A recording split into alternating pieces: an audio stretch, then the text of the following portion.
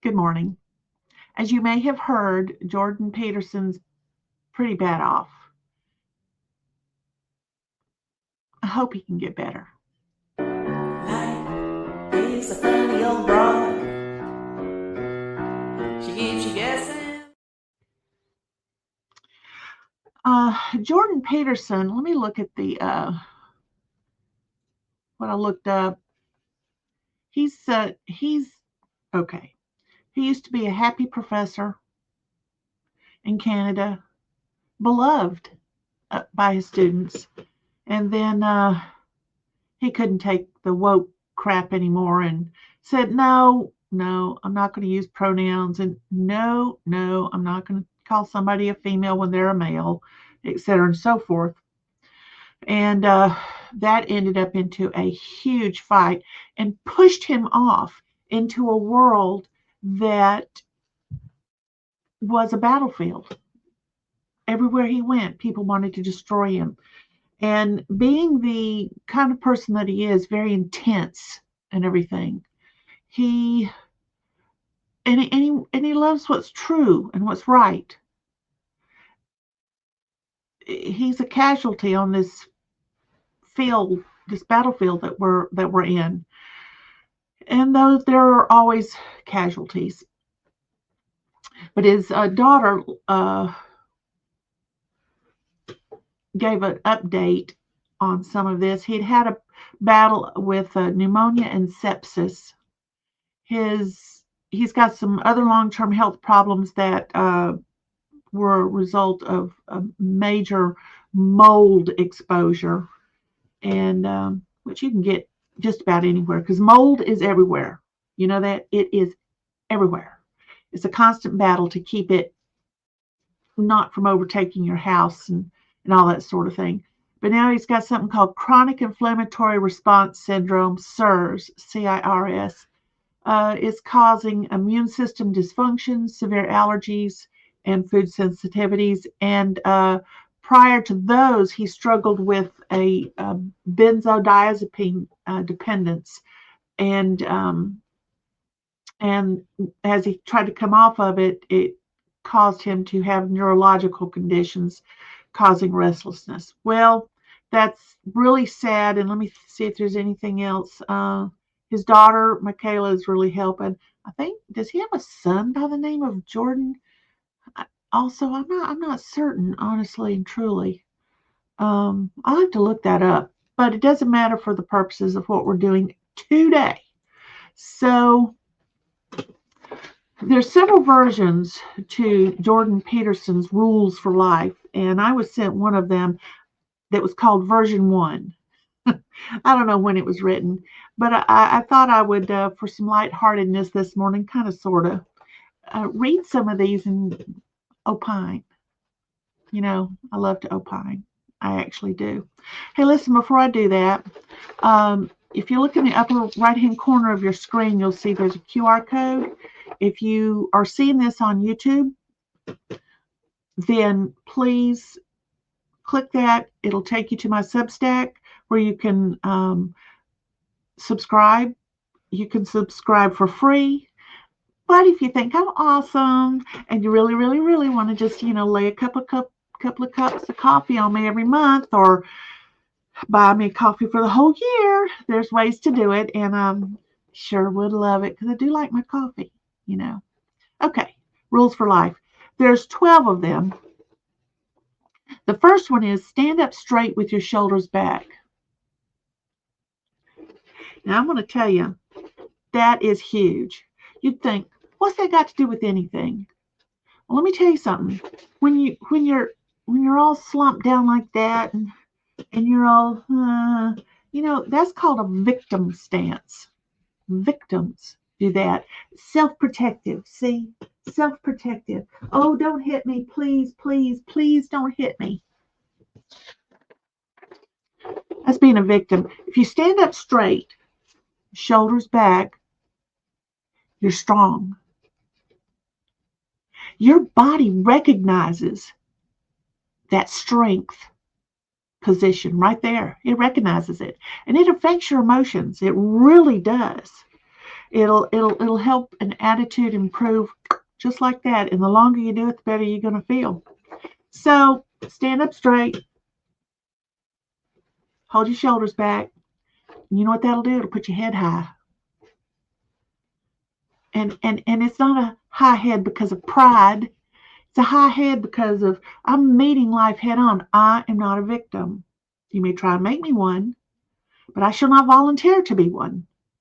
And it's awesome. So I do like that very first rule. The second rule is treat yourself like someone you are responsible for helping. You know, your child or your parent or your friend or your workmate or whatever. Uh, how do you treat them? Are you out there helping them, saying, "Here, buddy, let me give you some suggestions," or "Hey, friend, let me help you with that load," or whatever. But you just give yourself the business all the time about how bad you are and how unlikable and unlovable you are, how stupid you are. You wouldn't do that to your friends. Well, if you are doing that to your friends, then are they really your friends? Or are they just putting up with you because they really feel sorry for you? I don't know. But if you're being helpful and kind, treat yourself the same way. Now, treating yourself helpfully and kindly does not mean you're allowing yourself to be lazy or to get away with junk or any of that stuff. Doesn't mean that at all. It means that you're acting realistically towards the limitations that you have. And yes, we do all have limitations. Now, rule 3 says make friends with people who want the best for you. Um, this is absolutely true, which is there's a difference between acquaintances and friends. Friends know personal stuff about you, and you don't tell your personal stuff to just everybody. If you do, then you're just, who knows where this information will go and how it will affect your life, your job, your relationships. I don't know. But one thing about making friends is that in order to make a friend, you have to metaphorically kiss a lot of froggy acquaintances. Not everybody you know that you're friendly with is a friend. Neighbors, workmates, you know, the kindnesses and the courtesies that are the social grease that makes things go smooth and move along is not the same thing as being a friend. And that's why, you watch these TV shows with interviews. I just saw one where this little girl, 9 years old, is interviewing a grown man about a product that he's coming out with that supposedly, I think, kids are supposed to like or can benefit from. I don't know why they have this girl interviewing this man. And this little girl says, "Yes, I'd like to introduce you to my friend," as if they're friends. They're not. She probably just met him. They're not friends. They're acquaintances. They're acting friendly. Anyway, be prepared to kiss a lot of froggy acquaintances to find a friend, which is no reflection on you.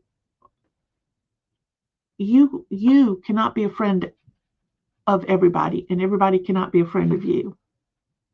And just because you don't get along in a friendly fashion or as friends doesn't mean that either one of you are bad. Just your personalities just don't click, and there's a reason for that. Rule 4: compare yourself to who you were yesterday, not to who someone else was or is today. Now, that I agree with. The cult of personality. Oh,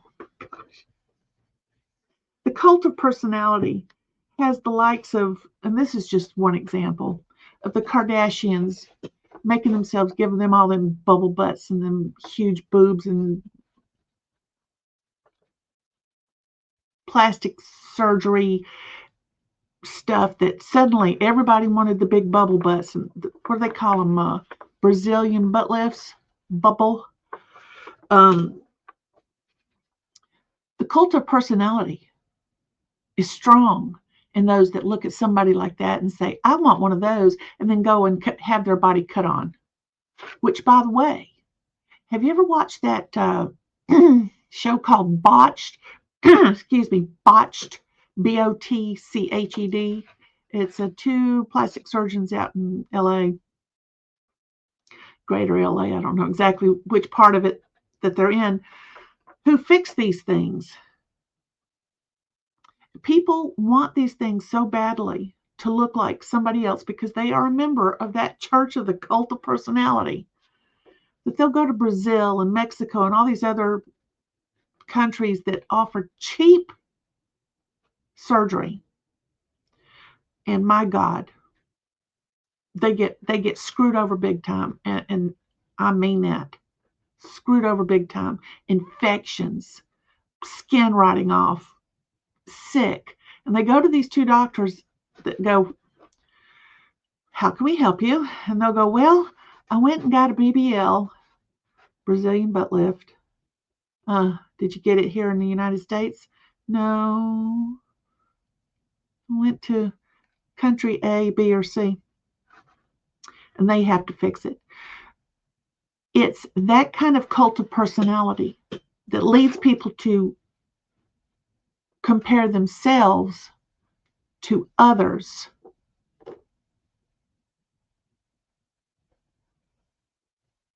And then call themselves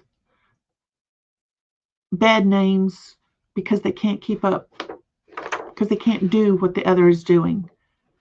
Let me tell you something. Guess who is now trying to thin down their butts and lose some weight?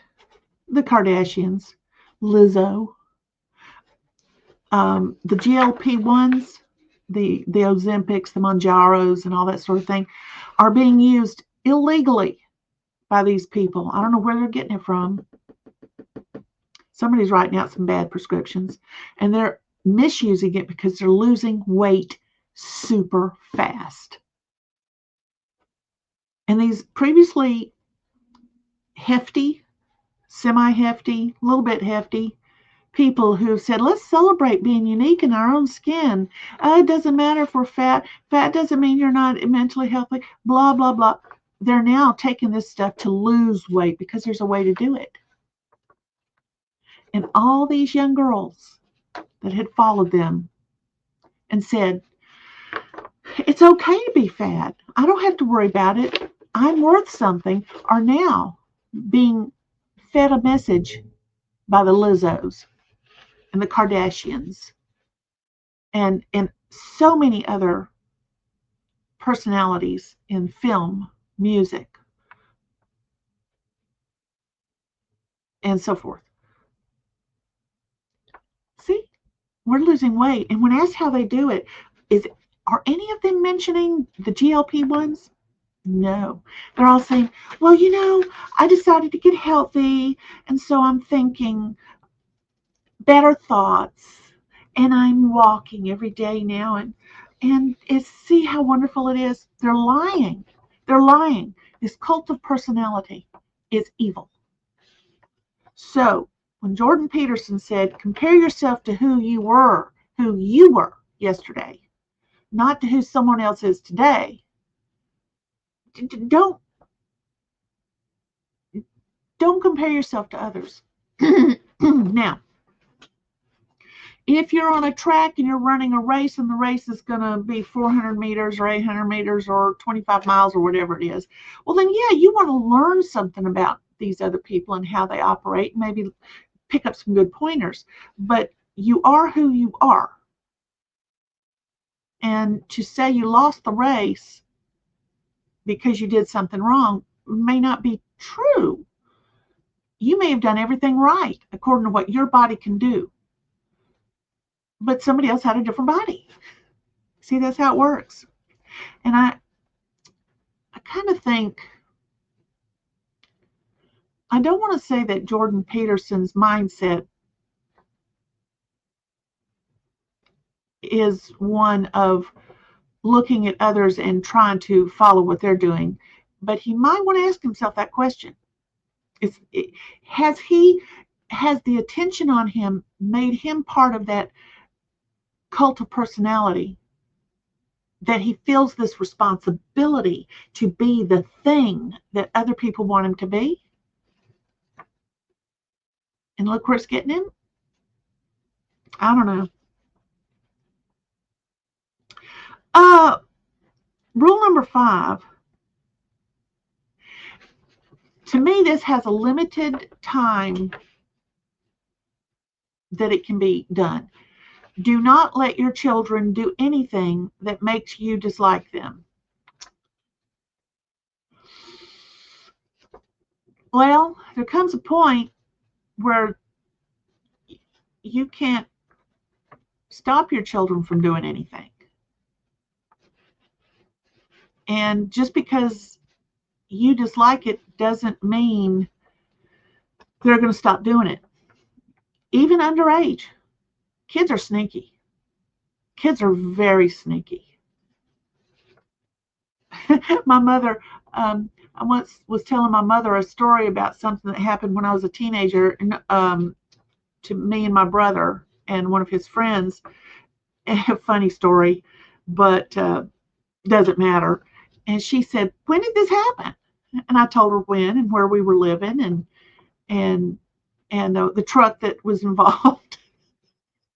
She goes, "Why didn't y'all tell me?" I said, "Mom,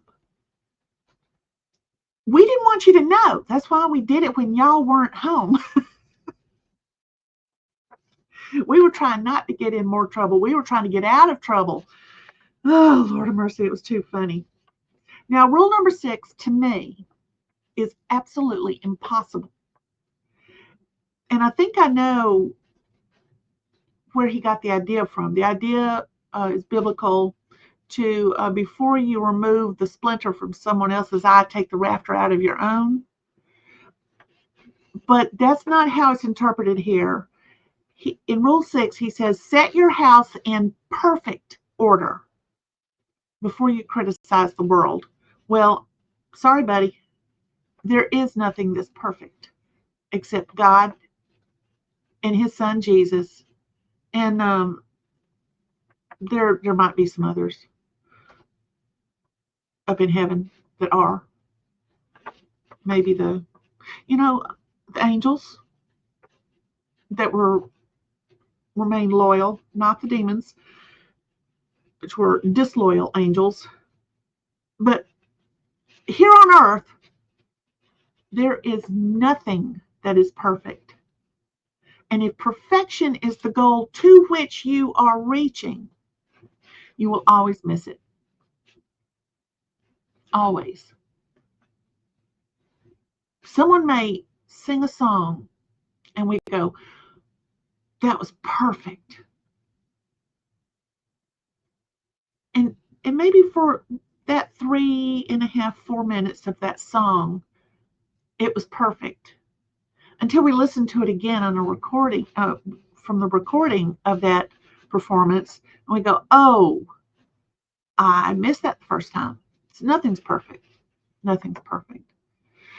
And if we wait before our own lives are perfect, before we can criticize the world, then nobody's going to get any better. Ever. Rule 7, pursue what is meaningful, not what is expedient. Now, that I think is totally A-okay. Pursue what is meaningful, not what is expedient. If it's too good to be true, it usually is. Rule number 8, I like this one too. Tell the truth, or at least don't lie. Now, I'm going to add a little something to that.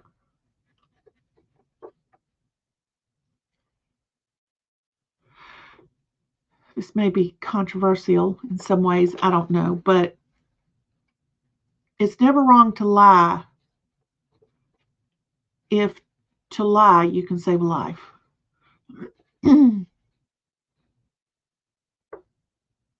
That's a tool that you would use. Well, I think you might agree with that. I don't know. Now, rule number 9, um, carried to the extreme, it can be a negative, have a negative effect. But but used in a balanced way, it can have great results. Okay, rule number 9 says, assume that the person you are listening to might know something you don't. Now, I have been guilty of somebody saying, yeah, well, da da da da da, opposite of what I thought. And I would go, well, you're wrong.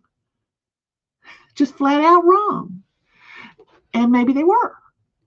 Then again, I have found it's better for me, and I am often right. Not that I'm never wrong, but I am more often right about listening to what people actually say and going, well, I've already thought about this. That's not working. But instead of just going, I've learned that if I was to say, can you explain that? What does that mean? How does one do that? Those kinds of things. And listen to what they say. They may actually realize that they misspoke, clarify what they're saying, and then I can maybe learn something from them there. So absolutely listen to other people. And if you don't understand what they said or you disagree with it, just ask them to explain it. You may learn you're right. You may learn that you're right, but you could be more right if you listen to them. Number 10, there are a lot of people. Let's just talk about the Jasmine Crockett's, the AOC's, who else? The Chuck Schumers, the Nancy Pelosi's,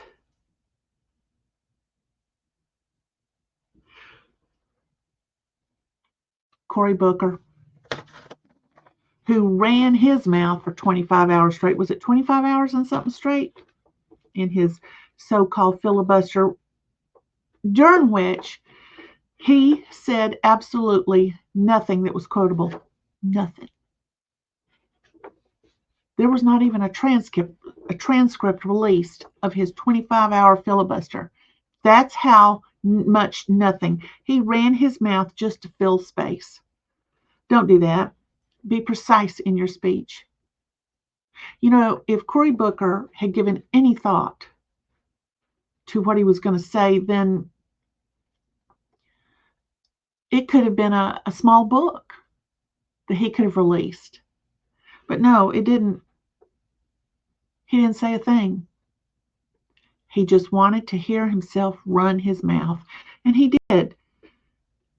Even those that like him were bored out of their gourd. So be precise in your speech. Don't run your mouth just to bump your gums. Rule 11.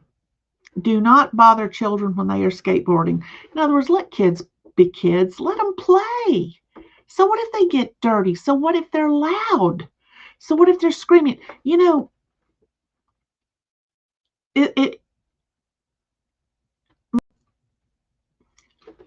my husband, the father of my children, could not stand for the kids to be loud.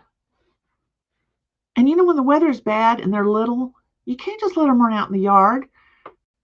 They'll get wet, they'll get sick, and then it's worse. So you let them play in the house. So when the kids were playing in the house when he was at work, everything was great. They could run around and play and blah, blah, blah. They can holler and hoot and all that stuff and laugh and roll on the floor and all this sort of thing. But when he got home, they knew to be quiet. They learned it. Oh, you know, this is something that I wish I had spoken up to him about a little more and talked about it. I never asked why the noise bothered him. Never did. And that was wrong of me not to ask him. But see, I grew up with the same thing. My stepfather was abusive and he liked his quiet. If you're going to be loud, y'all going outside. And you better not make a lot of noise there where I can hear it because he didn't want to hear it. I don't know why. It was never asked why. So I was already in the habit of if the man says, be quiet, well, shh, be quiet. And I trained my kids that way. And I really wish I had asked my husband and had that conversation. And maybe it would have helped him too. But that just, we all learn as we go on. I'm trying to learn. Now, rule number 12.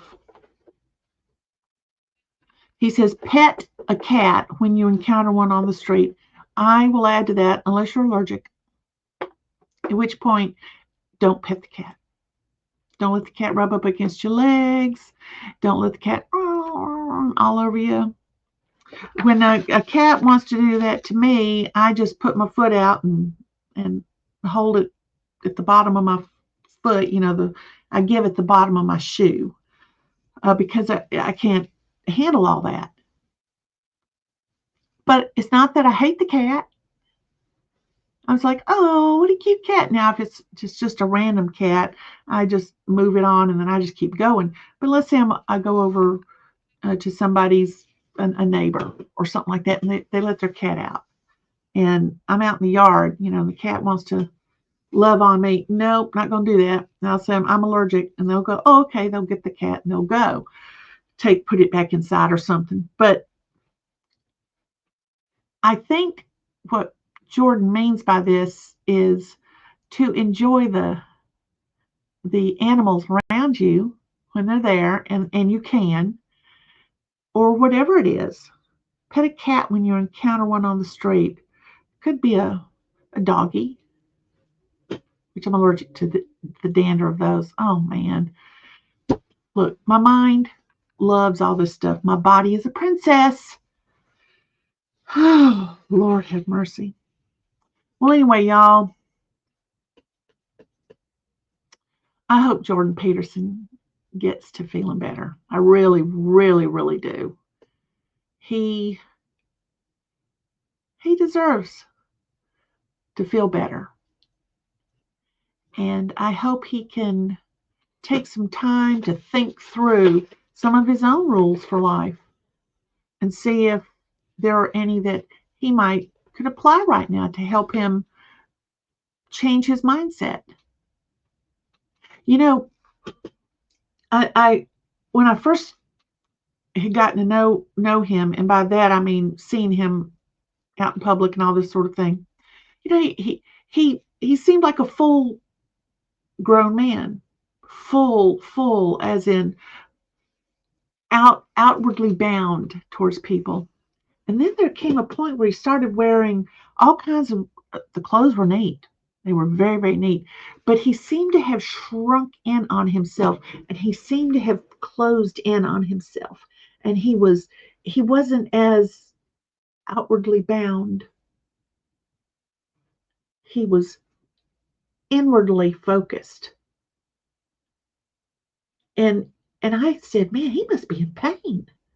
Well, sure he's in pain. Jordan,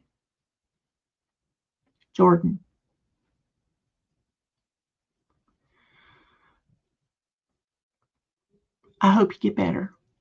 Okay? Okay, good. She treats you right.